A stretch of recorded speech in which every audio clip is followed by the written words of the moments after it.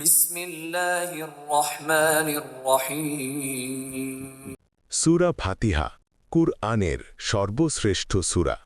নবী সাল্লাল্লাহু আলাইহি ওয়াসাল্লামের বহু সহিহ হাদিসে এর মর্যাদা, গুরুত্ব ও বিশেষ উপকারিতা স্পষ্টভাবে বর্ণিত হয়েছে। রাসূলুল্লাহ সাল্লাল্লাহু আলাইহি ওয়াসাল্লাম বললেন, আয়াতুল কুরসি হচ্ছে কিতাবুল্লাহর শ্রেষ্ঠ আয়াত, আর সূরা ফাতিহা হচ্ছে কুরআনের সর্বশ্রেষ্ঠ সূরা। সহিহ বুখারী হাদিস নাম্বার 4474। সূরা ফাতিহা শিফা সূরা, অর্থাৎ আরোগ্যদায়ী সূরা। এক সাহাবী একটি গোত্রপ্রধানকে সূরা ফাতিহা পড়ে ঝাড়ফুঁক করলেন, তিনি সুস্থ হয়ে গেলেন। তখন নবী সাল্লাল্লাহু আলাইহি ওয়াসাল্লাম বললেন, তুমি ঠিকই করেছ, ফাতিহা তো শিফার সূরা। সহিহ বুখারী হাদিস নাম্বার 2276। সূরা ফাতিহা প্রতিটি নামাজে পড়া ফরজ। রাসূলুল্লাহ সাল্লাল্লাহু আলাইহি ওয়াসাল্লাম বলেন, যে ব্যক্তি ফাতিহাতুল কিতাব অর্থাৎ সূরা ফাতিহা পড়ে না, তার সালাত নেই। সহিহ বুখারী হাদিস নাম্বার 756। এর মাধ্যমে বোঝা যায় ফাতিহা হল নামাজের প্রাণ। ফাতিহা হল এমন একটি সূরা যা পূর্বের কোনো কিতাবেও দেয়া হয়নি। আল্লাহ তাআলা সরাসরি ফেরেশতার মাধ্যমে সূরা ফাতিহার বিশেষ মর্যাদা ঘোষণা করেছেন। নবী সাল্লাল্লাহু আলাইহি ওয়াসাল্লামকে জিব্রাইল আলাইহি ওয়াসাল্লাম বলছিলেন, আপনাকে যে দুই আলো দেয়া হয়েছে তা পূর্ববর্তী কোনো নবীকেই দেয়া হয়নি। একটি হল সূরা ফাতিহা এবং অন্যটি সূরা বাকারার শেষ দুই আয়াত। সহিহ মুসলিম হাদিস নাম্বার 806। সূরা ফাতিহার প্রতিটি আয়াতের পরে আল্লাহ তাআলা বান্দাকে বিশেষ জবাব দেন।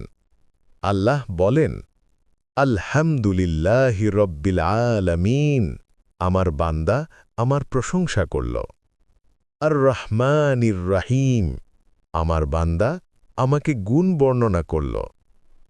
ইয়াকা না'বুদু, এটি আমার বান্দা আর আমার মধ্যকার বিষয়। সহিহ মুসলিম হাদিস নাম্বার 395। সূরা ফাতিহা হল উম্মুল কিতাব, অর্থাৎ কুরআনের জননী।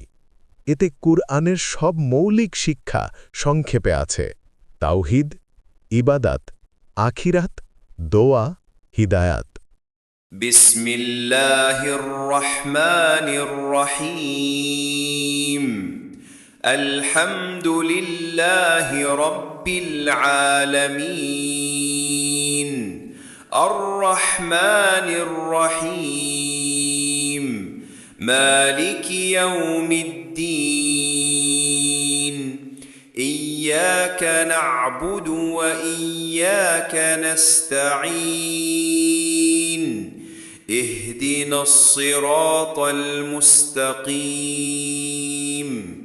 সিরাতাল লাযীনা আন'আমতা আলাইহিম গায়রিল মাগদুবি আলাইহিম ওয়ালাদ-দাল্লিন।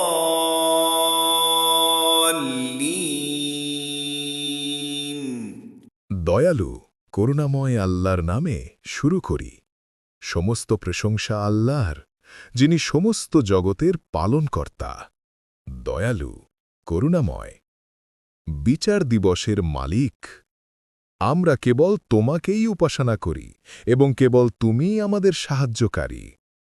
আমাদেরকে সরল পথ দেখাও, তাদের পথ যাদের প্রতি তুমি অনুগ্রহ করেছ, যারা তোমার ক্রোধের অধীনে নয় এবং যারা পথভ্রষ্ট নয়।